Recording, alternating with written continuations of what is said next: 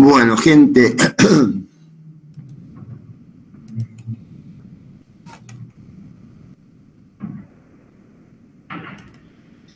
vamos a hablar un poquito de POC, algunos conceptos que ya lo tuvieron en Medicina 1 seguramente.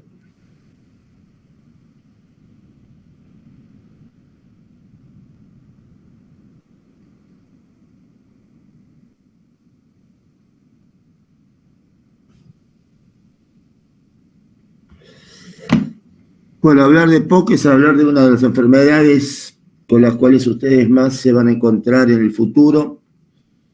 En la medida que la población envejezca, cada vez hay más enfermedad pulmonar obstructiva crónica y a diferencia de otros años, otras décadas, se está observando también un incremento significativo y preocupante de las mujeres. Antes era una enfermedad claramente de predominio masculino, hoy en día ya no lo es tanto, y esto obedece a múltiples factores, incluidos entre otros particularmente lo relacionado con el tema del tabaquismo.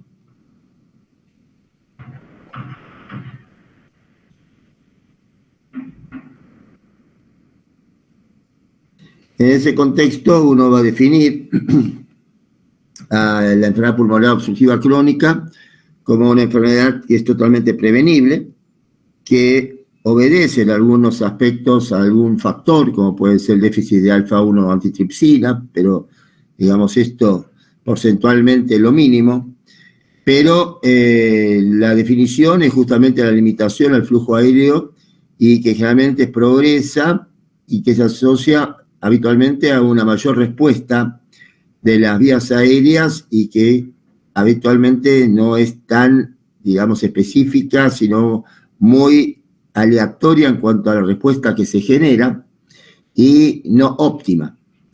Lo real es que vamos a tener muchas veces exacerbaciones y comorbilidades que agregan de alguna manera más nafta a este fuego, y esto de alguna manera se relaciona con la gravedad de los pacientes cuando los consideramos en forma individual. Uno, por supuesto, que puede ir actualizando toda esta temática en este grupo internacional, que es el Global Initiative for Lung Disease, es decir, el GOLD, donde vamos a tener siempre las actualizaciones con respecto a las nuevas pautas, tanto de diagnóstico como fundamentalmente de manejo. El tema, ¿por qué se habla tanto de esto hoy? Y fundamentalmente porque cada vez es más prevalente, realmente es muy subdiagnosticada, por lo tanto será también muy subtratada, es costosa, de creciente morbilidad, y es una de estas afecciones donde yo siempre digo, pone totalmente en juego la relación médico-paciente, en función justamente de cómo esa relación puede influir positiva o negativamente en lo que hace a la adherencia del paciente y de la familia, muchas veces, a los distintos tratamientos que estos pacientes deben, por lo tanto, recibir. Por supuesto que en la clasificación o en el listado de enfermedades como causas de mortalidad, sigue siendo prevalente todo lo que hace a lo cardiovascular, pero ya empezamos a ver que todo lo que hace infecciones respiratorias, a EPOC, tiene también algún lugar en este podio de las primeras enfermedades de mortalidad creciente en distintas, digamos, en distintas variables socioeconómico-culturales. Esto también es importante considerar. Ahora, se va de alguna manera analizando lo que es prevalencia y se va viendo que empieza a incrementarse en forma notable a partir de los 40 años de edad. A mí siempre me llamó bastante la atención en la década de los 90 cómo ya varios laboratorios empezaron a promocionar distintos productos, desde los dispositivos comunes de los broncodilatadores, de los beta-2, de los broncodilatadores de acción prolongada, los turbo Harley, los discus, es decir, aparatitos cada vez más sofisticados, y evidentemente ya se estaba viendo en los estudios de marketing en cuanto a la salida de fármacos que los mismos laboratorios establecen, cómo esto se venía de alguna manera observando en cuanto a su incremento. Y esto es lo que después en la realidad uno va viendo. Por supuesto que la Organización Mundial de la Salud va prediciendo que cada vez va ocupando lugares más altos en esta clasificación, en lo que significa el listado de enfermedades crónicas y que merecen, por lo tanto, tratamientos que muchas veces son de por vida. En ese contexto tenemos distintos fenotipos de presentación. Por un lado, el bronquial crónico, que es la presencia de tos, expectoración, la mayor parte de los días durante un periodo no inferior en general a los 3 meses y como mínimamente 2 años sucesivos. Por supuesto que en ese sentido vamos a tener distintas definiciones y no siempre estas son tan definitorias ni tan lineales. Por otro lado, dentro de lo que es esta estructura fenotípica, la consecuencia de este resultante de la limitación al flujo aéreo, la mayor necesidad de capacidad vital y los episodios intercurrentes, la gran mayoría infecciosos, determinan la posibilidad de la destrucción de las paredes alveolares, no siempre con fibrosis, lo que genera un permanente y anormal agrandamiento de los espacios alveolares más allá del bronquiolo terminal. Por ende, en todo este conjunto de situaciones, los pacientes asmáticos crónicos persistentes, los bronquiales crónicos más los enfisematosos, van de alguna manera aportando parte de cada una de su sintomatología para tener un poco de cada una de estas situaciones. Por supuesto, de acuerdo a cada paciente, puede predominar más de alguna de ellas o una por lo menos sobre las otras dos.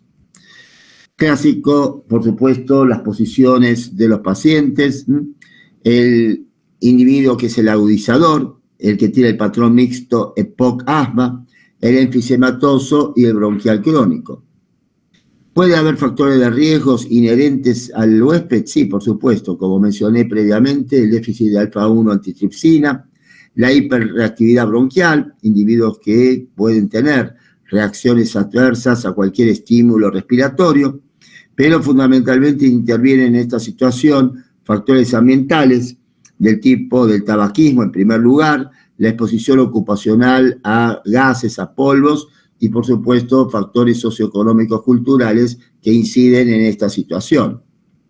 Si uno analiza la historia natural de la enfermedad pulmonar obstructiva crónica, uno puede de alguna manera relacionar por un lado la edad y por otro lado en lo que hace a las coordenadas todo lo que significa el volumen expiratorio máximo en un segundo, y el que nunca fumó o por supuesto es no susceptible tendrá una expectativa de vida relativamente prolongada cercana a la de la población general. Ahora, el individuo fumador, y más aún si es susceptible, esa expectativa de vida, y yo más que la expectativa de vida, hablo de la calidad de vida, porque a veces los pacientes te dicen, o muchas veces se comenta, sí, de algo hay que morirse. El tema es el mientras tanto.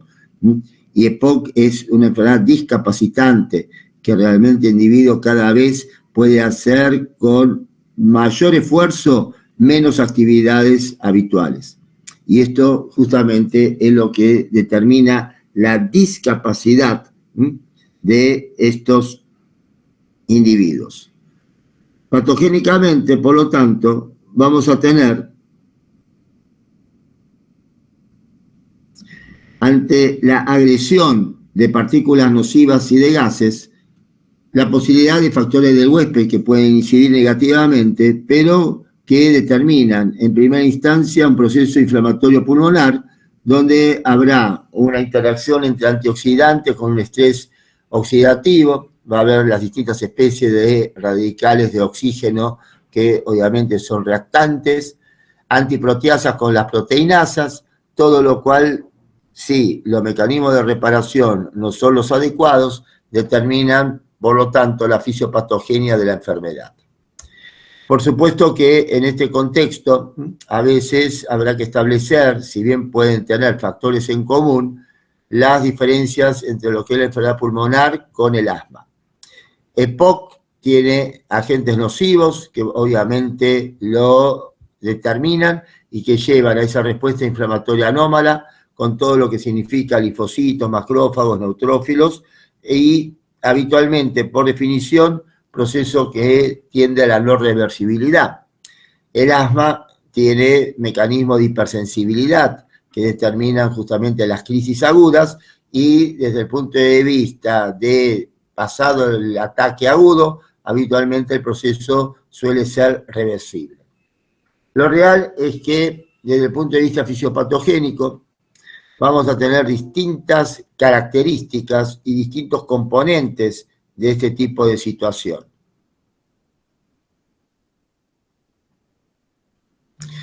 Disfunciones mucociliares, cambios estructurales, inflamación de la vía aérea, componentes sistémicos que terminan siendo también parte de la problemática del paciente, todo esto, por supuesto, generado a partir de la limitación al flujo aéreo. Por ende, en todo ese proceso inflamatorio tendremos una presencia de reactantes de fase aguda y reactantes inmunológicos que llevan al aumento de los polimorfonucleares, de los macrófagos, un aumento de las interleuquinas, del factor de necrosis tumoral, de las especies de oxígeno reactivo, lo cual determina un desequilibrio entre las proteasas y antiproteasas. La limitación al flujo aéreo es lo que genera, en general, una disminución del retroceso elástico y una mayor contractilidad obligatoria para que, por supuesto, la hematosis se realice en forma adecuada. El componente sistémico, ¿qué va a determinar? Y alteración del estado nutricional, disminución muchas veces del índice de masa corporal. Por eso, paradójicamente, es más grave, más severo y de mayor, digamos, pronóstico, peor pronóstico, mejor dicho, el individuo con un índice de masa corporal bajo, especialmente aquel que tiene un índice de masa corporal por debajo de 21. Esto porque se debe por la debilidad y la pérdida de músculo estriado. Y todo eso repercute a nivel sistémico, con procesos inflamatorios, donde entra en juego todos estos factores que son de alguna manera inmunodependientes, pérdida de peso, miopatías, alteraciones cardiovasculares, deterioro cognitivo. Este tipo de paciente muchas veces es un paciente muy negador, tiene que consultar o consulta cuando tiene un episodio agudo, una sobreinfección o algún episodio que motiva la consulta médica. No llegan espontáneamente a la consulta, sino muchas veces son arrastrados a la consulta por su entorno familiar.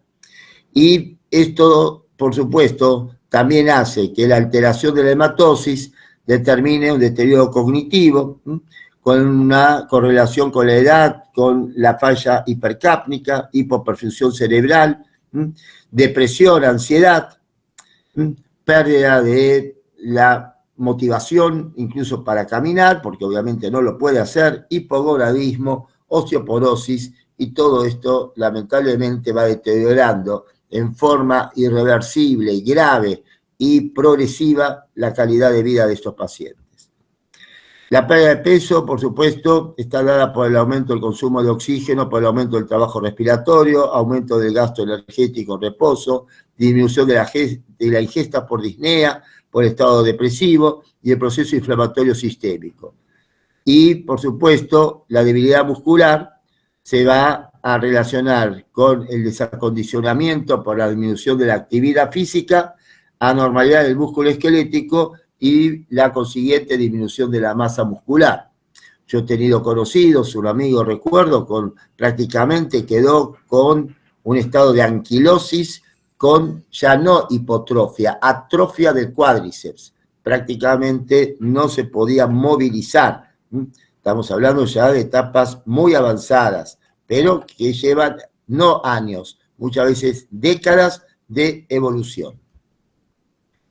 Y esa limitación expiratoria del flujo aéreo va a determinar atrapamiento, hiperinflación, disnea de esfuerzo, desacondicionamiento, se disminuye la actividad física, eso también trae consigo estados depresivos, con lo cual esa calidad de vida se va a ver francamente deteriorada.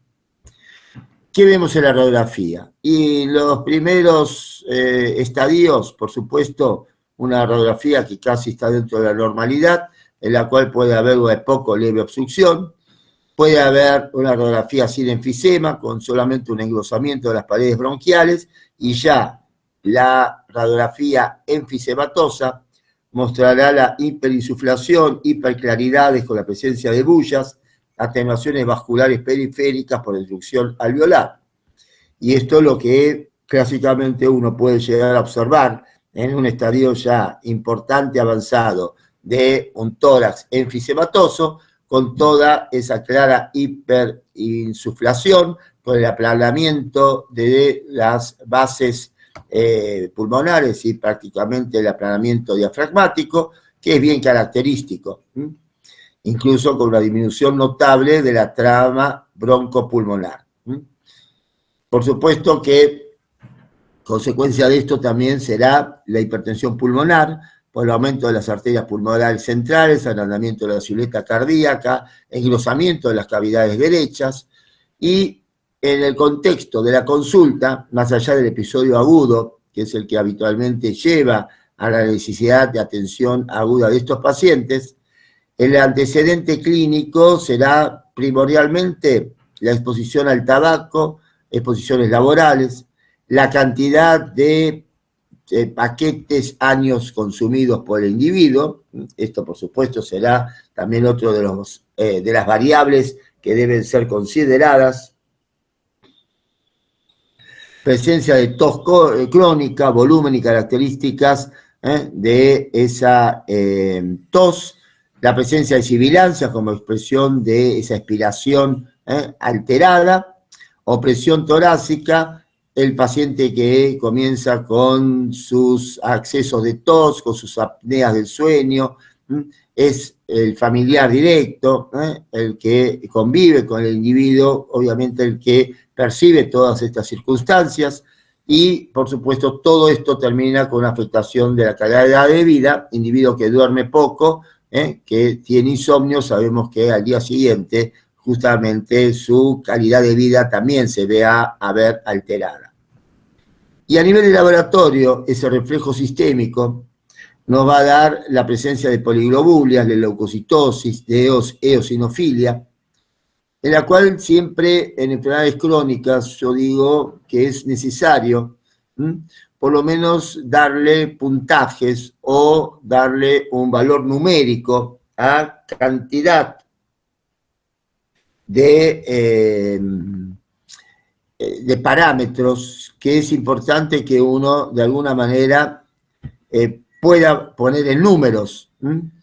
¿Para qué? Para que el paciente sepa en dónde está ubicado y de acuerdo a las respuestas al tratamiento, esos números al variar y mejorar, por supuesto también son motivo de motivación para seguir con los tratamientos. Y esto vale para todas las enfermedades que de alguna manera ustedes crónicamente puedan llegar a atender, desde hipertensión arterial, diabetes, HIV. Sabemos que esto termina siempre con algún valor numérico que permite, por lo tanto, ver la evolución objetiva que ese paciente tiene, más allá de lo que les puede manifestar en cuestionarios de calidad de vida. Dentro de los parámetros funcionales está la espirometría pre- y postbroncodilatadores, la curva flujo-volumen y, por supuesto, la ausencia de respuesta broncodilatadora. La satometría de pulso es otra de las variables en este contexto a considerar.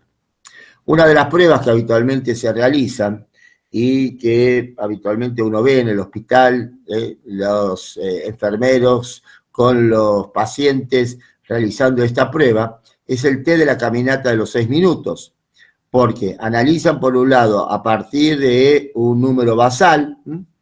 Uno podría decir, bueno, uno puede caminar 100 metros en 1 minuto, con lo cual en 6 minutos podría caminar en condiciones normales aproximadamente unos 600 metros.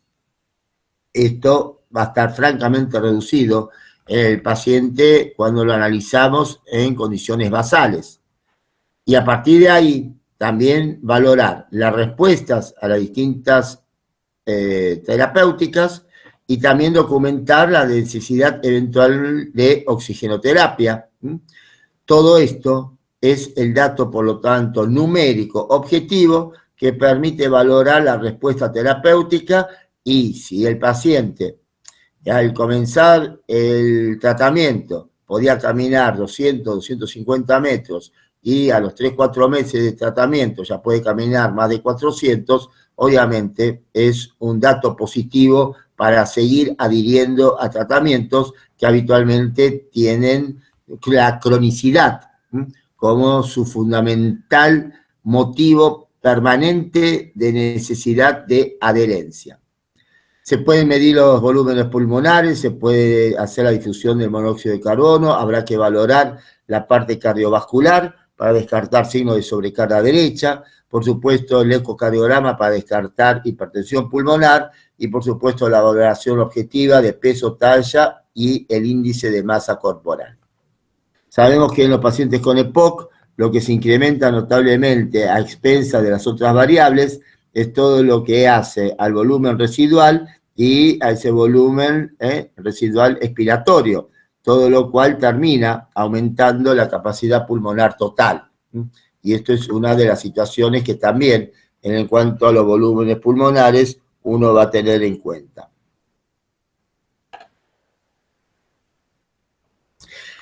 Exámenes complementarios de acuerdo a la complejidad del lugar donde yo estoy atendiendo, que van desde el centellograma pulmonar, la gasometría y obviamente la tomografía de alta resolución, que es otro parámetro que hoy en día se dispone con cierta o relativa facilidad en muchos de los centros relativamente complejos. Y en esta tomografía de alta resolución, por supuesto, las imágenes son mucho más sensibles y mucho más específicas que las que pueden, por lo menos, valorar una radiografía de tórax normal o habitual. Entonces, ¿qué tenemos? Tenemos sintomatología con tos, secreciones, disnea, la exposición a los factores de riesgo, tabaquismo, ocupación, polución ambiental, y la espirometría nos marcará habitualmente una obstrucción no reversible con los broncodilatadores y, por supuesto, la radiografía de tórax que nos marcará de alguna manera la gravedad orgánica de ese proceso. Entonces, los 4 componentes en el manejo de POC a partir del GOLD es, por un lado, evaluar y monitorear la enfermedad, reducir los factores de riesgo, manejar la enfermedad en condiciones de estabilidad, con educación, con tratamientos farmacológicos y no farmacológicos, y obviamente el manejo de las exacerbaciones. Todo esto es lo que determina que la intervención inicialmente para aquellos tabaquistas tiene que ser breve y mínima, con consejos que sean claros, firmes y personalizados. Y esto es fundamental en ese contexto tenerlo presente. Sabemos que la inhalación de sustancias tóxicas va más allá a veces del tabaquismo, porque si al tabaquismo le asociamos el uso de distintas sustancias para cocinar por variables socioeconómico-culturales, además trabajar en ambientes con gases nocivos, todo esto suma más a la problemática justamente que la enfermedad va a producir. En concepto general, cuando hablamos de intervenciones, sabemos que una intervención mínima con información es crítica, simple, clara, concreta, de pocos minutos, tiene una efectividad anual que se calculó en mejorar, o por lo menos adherencia, de un 5 al 6%. En cambio, si en esa relación médico-paciente esa intervención se prolonga en un tiempo relativo promedio de 10-15 minutos, que haga no solamente a la información, sino a la consejería, a tratar de modificar las conductas, porque la información sola no alcanza. Yo les puedo decir a más de algunos de los fumadores, bueno, hay que dejar el cigarrillo, y seguramente con la información sola que uno le pueda brindar, no siempre esto va a ser, por lo menos, concientizado para cambiar esa actitud. Pero cuanto más intervención desde el punto de vista del tiempo que dispongamos para el paciente tengamos, más va a ser el porcentaje de efectividad que se va a incrementar. Y por supuesto que si ya la intervención es especializada, la tasa de abandono de cesación tabáquica se va a incrementar. Por eso es tan recomendable hacer a veces grupos de autoayuda, grupos que trabajen específicamente en esta problemática, y hay distintos programas que justamente hacen a la posibilidad o a tratar de lograr la cesación tabáquica.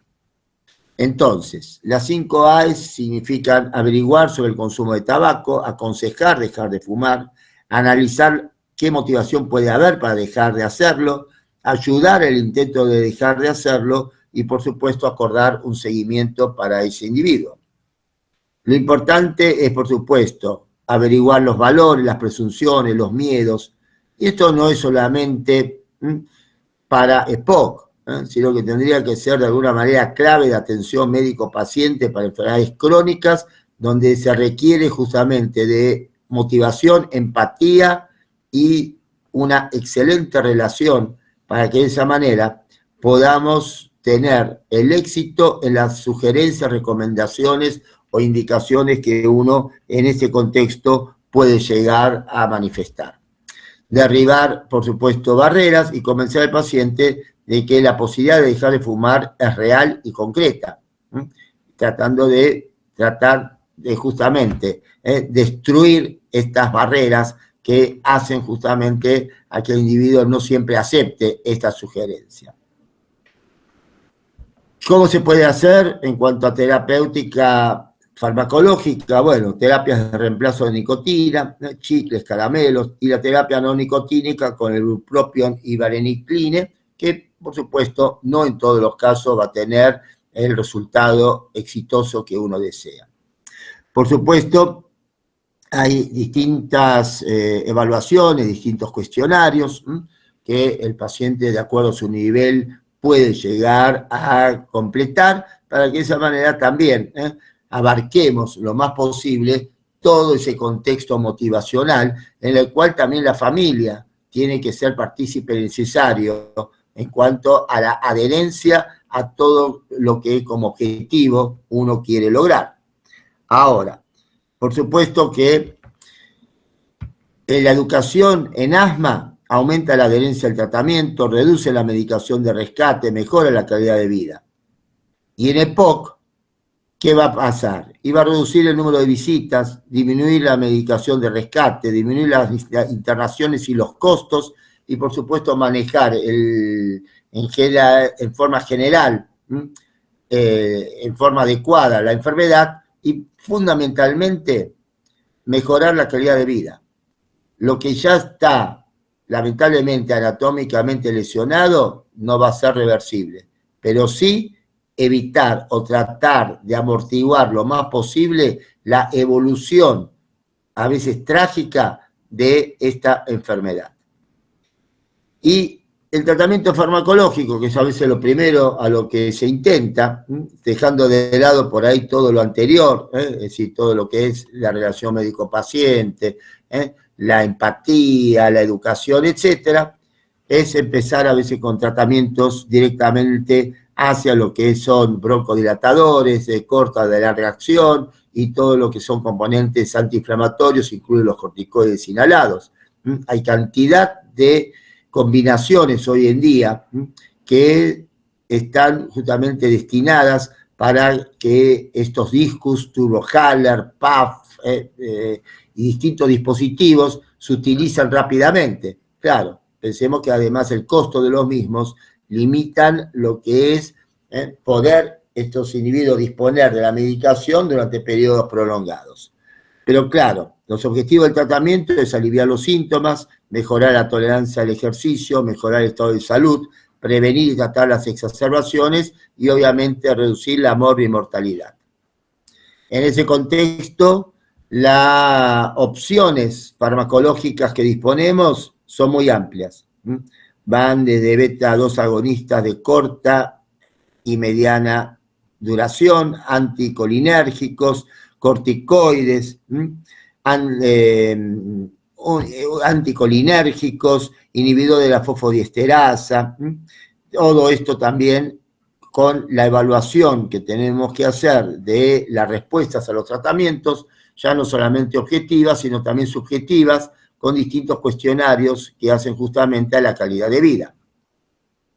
Dentro de los beta-agonistas de acción corta, salbutamol, terbutalina, los de acción media, formoterol, salmeterol, los ultralava, los indacateroles, los anticolinérgicos, el bromuro de iprapropio, el bromuro de tiopropio de acción prolongada, teofilina, corticoides inhalados. Esto empezó con la budesonida, después con la fluticasona. El roflimulgast, la citromicina, también a veces se utiliza en forma semanal en aquel individuo que ha tenido episodios reiterados de bronquitis agudas.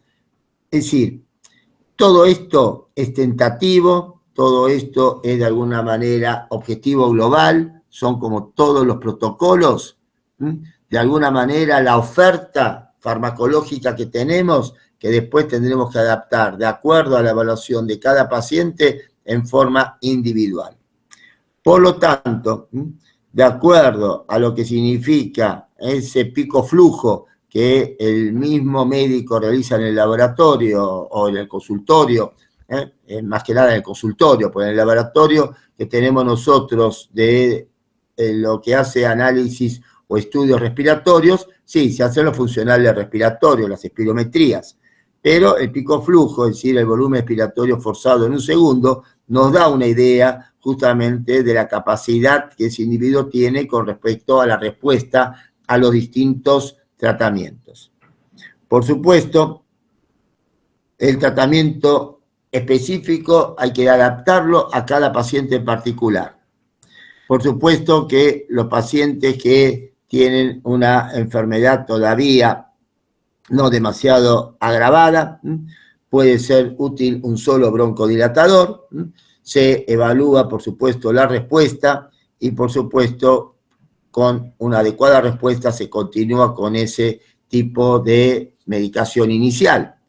Ahora, cuando ya algún broncodilatador de acción prolongada no es o de acción corta, mejor dicho, no es de utilidad, se utilizan, por supuesto, con síntomas persistentes, asociaciones de broncodilatadores. Cuando a esto se le agregan, por supuesto, exacerbaciones, ya el agregado de corticoides inhalados es una de las prioridades y ya en un paciente que estamos con un estadio muy avanzado, se consideran otros fármacos como la combinación del roflimilast con la citromicina, especialmente cuando tenemos un pico flujo extremadamente bajo y el paciente ya presenta en forma prácticamente crónica estadios bronquiales. Por supuesto, todo con medicación de base que incluyen los broncodilatadores más los corticoides. Por eso, uno de alguna manera tiene que categorizar al paciente en qué momento de la evolución de la enfermedad se encuentra, hacer un exhaustivo análisis desde cuándo comenzó la problemática, que seguramente es de muchos años antes, y no es justamente el episodio agudo, que el que sí motiva la consulta, pero que esto no empezó poco tiempo antes, sino varios meses o seguramente años. Dentro de los tratamientos no farmacológicos, y esto por supuesto es lo que hay que tratar de postergar lo más que se pueda, la necesidad de oxigenoterapia. Uno ve cada vez más individuos con sus mochilas, caminando o al aire libre. La rehabilitación respiratoria, la ventilación mecánica, tratamientos quirúrgicos, ya estamos hablando de estadios extremadamente avanzados. Por supuesto que la oxigenoterapia domiciliaria es toda una problemática también en cuanto a conseguir los distintos dispositivos. Esto, por supuesto, tiene su indicación cuando ya tenemos una PO2 prácticamente inferior a 55. Por supuesto que individuos que tienen cor pulmonares, policitemia, hipertensión pulmonar, también tienen que ser evaluados en ese contexto, así como también los que tienen alteraciones de la conciencia o alteraciones neuromusculares. Todo esto ya requiere a veces de la oxigenoterapia domiciliaria y en muchas ocasiones en forma continua. La rehabilitación pulmonar requiere un abordaje multidisciplinario, porque abarca la educación, la prevención, la nutrición, los ejercicios, el estado obviamente neurocognitivo. Y todo esto, por supuesto, requiere de un paciente y de una familia o de una contención familiar de motivación. Si esto no se logra, prácticamente es poco y nada el resultado que se va a obtener. Y esto vale tanto para EPOC como para cualquiera de las enfermedades crónicas que recién o en algún momento previo les comenté. Esto vale para el diabético, para el hipertenso, para el cardiópata, para el que tiene enfermedades gastrointestinales crónicas, para el mismo HIV. Esto es un denominador común para todas estas circunstancias. Por supuesto que la mayoría de los programas de rehabilitación pulmonar son, de alguna manera, programas prolongados, y por supuesto siempre hay que valorar también cardiológicamente a este paciente. ¿Algunas prevenciones podemos hacer de esto? Sí, por supuesto, esto ya lo nombramos más de alguna vez, la vacuna antigripal y la vacuna antineumocócica, obligatoria. Vamos a tratar de limitar todo lo que sean las complicaciones infecciosas, e incluso si es posible de conseguir la vacuna antihemófilos, cosa que hoy en día no es siempre fácil, pero en individuos ya mayores con este tipo de afección, la vacuna antihemófilos es otra de las indicaciones que es preciso entonces indicar en función de la prevención. Pero obligatoria y sí de conseguir fácil, antigripal anual y la antineumocócica, sea la de 13 como la de 23 serotipos. En general se comienza con la de 13 y después se refuerza a los meses o al año con la polisacárida de 23 serotipos. También en algunas circunstancias está planteado, se puede plantear en situaciones de bullectomía gigantes, pacientes seleccionados, lo que es el tratamiento quirúrgico, así como también la cirugía de reducción volumétrica, que es la resección de la porción apical del pulmón en, por supuesto, individuos ya gravemente afectados, lamentablemente esto asociado a una elevada mortalidad. Por supuesto que las indicaciones para un trasplante serán enfermedades ya en fase muy avanzada, con esperanza de vida limitada, con una grave disnea, con la potencialidad de una rehabilitación y en menores de 60 años, a veces con trasplante bipulmonar y en algunos casos también con el unipulmonar. Pero ya eso es una decisión, por supuesto, muy puntual. Lamentablemente, en muchos casos, y ha habido casos obviamente resonantes, esto lamentablemente se llega tarde.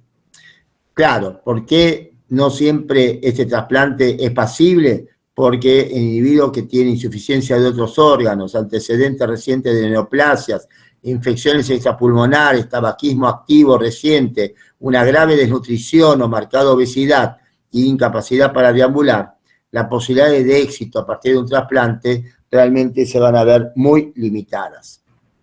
Ahora, ¿qué otra cosa hay que valorar? Fíjense que estamos hablando de una enfermedad pulmonar, pero con repercusión sistémica.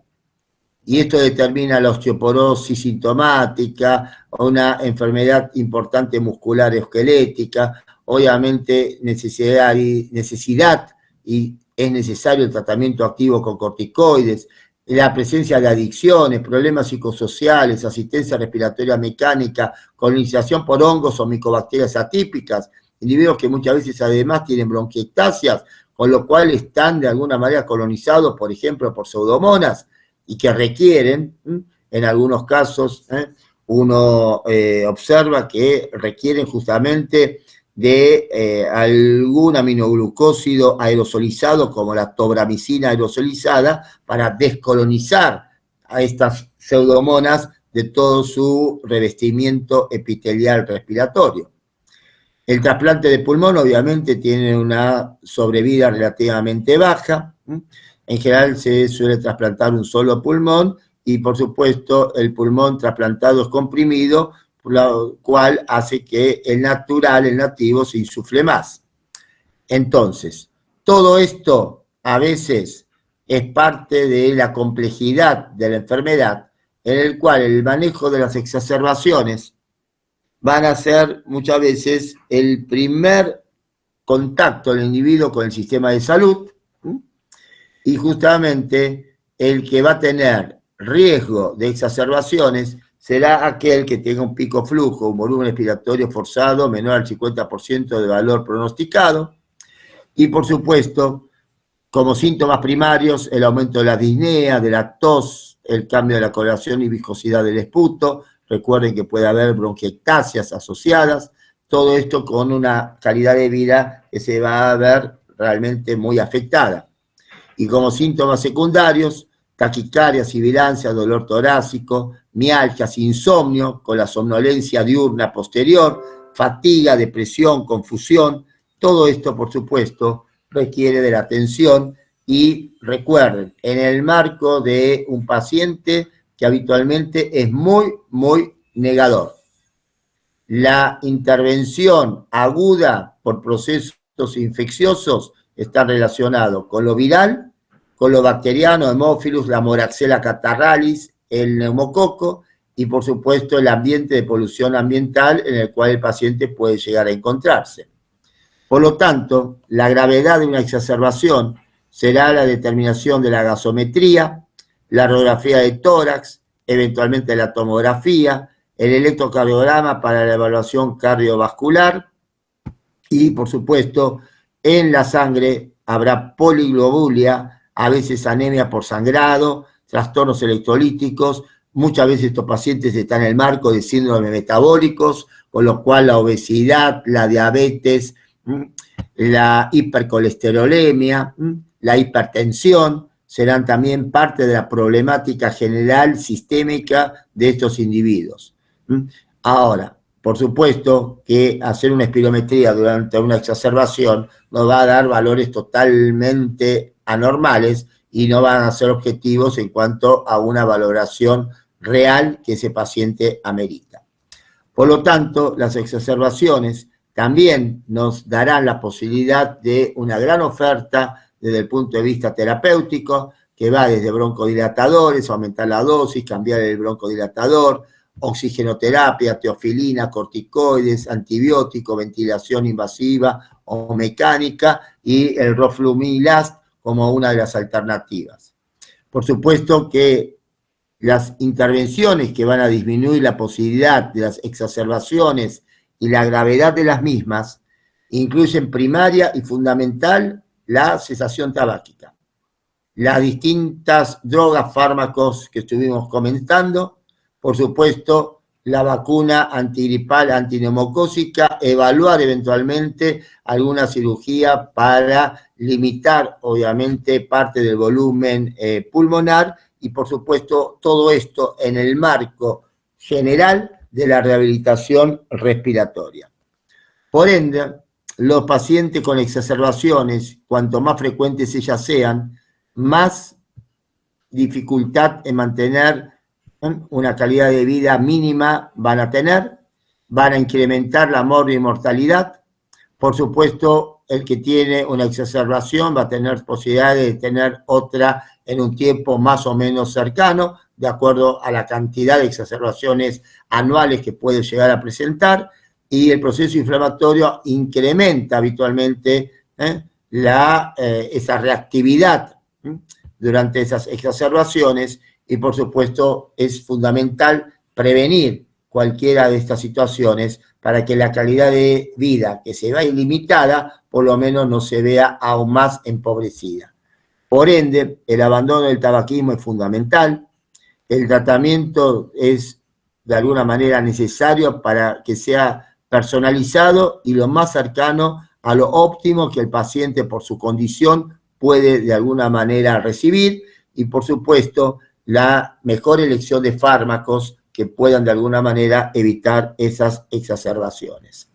En ese contexto, la necesidad de las actualizaciones permanentes, con las páginas, por supuesto, que están disponibles en forma gratuita, como son el GOLD, como es el GINA en el caso del asma, son necesarias, por lo tanto, siempre considerar para que de esa manera uno pueda, de alguna manera, también saber cuál es lo mejor para ese paciente, de acuerdo a las disponibilidades socioeconómicos culturales que estos pacientes obviamente tienen, porque lo último, que es lo más caro, no siempre es factible a veces de poderse administrar a una paciente que sí este tipo de situaciones lo requiere. Bueno, con esto, colorín colorado, la cursada de infecto por este año para ustedes se ha acabado. El que la quiere cursar de vuelta, no hay ningún problema. Deja 2 años de abandono, y en el año 2024 nos volvemos a ver con los que le gustó tanto la materia que la quiere volver a cursar. Sobre gustos, obviamente ya sabemos que no hay nada escrito, así que mañana a las 12 nos vemos San Luis y Larrea, creo que nos van a dar el aula grande, así que tendrá la posibilidad a las 12 del mediodía de escribir lo que más o menos hayan recordado, sepan, expresen y háganme entender a mí que ustedes comprendieron. Esa es la función de ustedes ahora. Tratar de convencerme que entendieron durante estas 6 semanas algunos de los teóricos, charlas y cosas que fuimos por lo menos dando en las clases y obviamente también en el grupo. Así que mañana a las 12 nos vemos. ¿Algún comentario? Todos dirán que está todo bárbaro, que está todo genial, que están con una alegría que se caen a pedazos. Yo le puedo hacer una consulta, nada que ver con el tema de hoy. Algo que no comprendí era con la clínica de fascitis necrotizante. ¿Cómo va a venir el paciente? ¿Va a estar lúcido? En general está lúcido, sí. Todo lo que es clostridiano está lúcido, sí, está con mucho dolor y está con una necrosis a nivel cremasteriano, perianeal, con crepitación en muchos casos, es mucho más lenta que la mionecrosis clostridiana, pero con mucho dolor en toda la zona perineal. Eso cuando estamos hablando de Fournier. En los otros casos de fascitis necrotizantes es el dolor inicialmente desproporcionado a lo que uno puede llegar a ver, pero siempre con áreas de necrosis. Por eso la intervención primariamente es quirúrgica y después es médica. ¿Y con qué lo trato? Primero con la cirugía. Sí, el desbridamiento. Fundamental. Y después lo voy a tratar con antibióticos que cubran eventualmente a todo lo que es anaerobios, llámese metronidazol, clindamicina, asociado por ahí a ampicillin, si pienso en la sospecha de pseudomonas agregadas, la posibilidad de una piperacilina tazobactama, una cefalosporina de tercera generación, es decir, amplio esquema antimicrobiano, pero que incluya habitualmente antianaerobios, sea clindamicina, sea metronidazol, y si es dable la posibilidad, de acuerdo al tipo de fascitis que el individuo tenga, de la cámara hiperbárica como medida complementaria, por supuesto, es otra de las opciones que a veces uno por lo menos agrega a lo primero que es inicial, el desbridamiento. Si yo oxigeno, ya desbridé. Eso es fundamental. Por eso la consulta con cirugía tiene que ser no rápida, rapidísima. Listo, claro, eso yo decía, es muy complejo, que Sí, se tiene sí. que vos diagnosticarlo y es una No. emergencia. Y sí, ante la duda llamas al cirujano. Bueno, Y si vos tenés alguna duda en cuanto a localización, si hay algún área de colección, y bueno, hoy en día tenés también ecografía de urgencia para realizar de partes blandas que te permiten de alguna manera ver la limitación de esa colección y de alguna manera determinar. las causas sería por las más comunes, No, es traumatismo, sí, traumatismo, forunculosis. En la zona perineal el Fournier lo he visto más que nada con forunculosis. Personas obesas, con forúnculos, con lesiones, que es la puerta de entrada justamente de estos estreptos, enterobacterias, estreptos y estáfilos anaerobios, porque obviamente en el terreno se hacen anaerobios, y que lamentablemente yo he visto algunos Fournier que le han sacado más de 2 kilos de material necrótico, fétido, que ni te imaginás el desastre que puede ser eso, ¿no? Así que, bueno, consulta, sí, no lo manden con una cefalexina a la casa. Eso no. sería digamos, más que lo que hay que hacer, traten de no hacer macanas. Entonces, y si no tienen complejidad en el lugar, lo derivan a un centro de complejidad. Y si piensan en una mionecrosis clostridiana, con más razón todavía. Listo. ¿Estamos? Sí, estamos. Bueno, entonces nos veremos mañana, gente. Cualquier novedad que haya, vemos qué pasa. Perfecto, doctor. ¿Listo?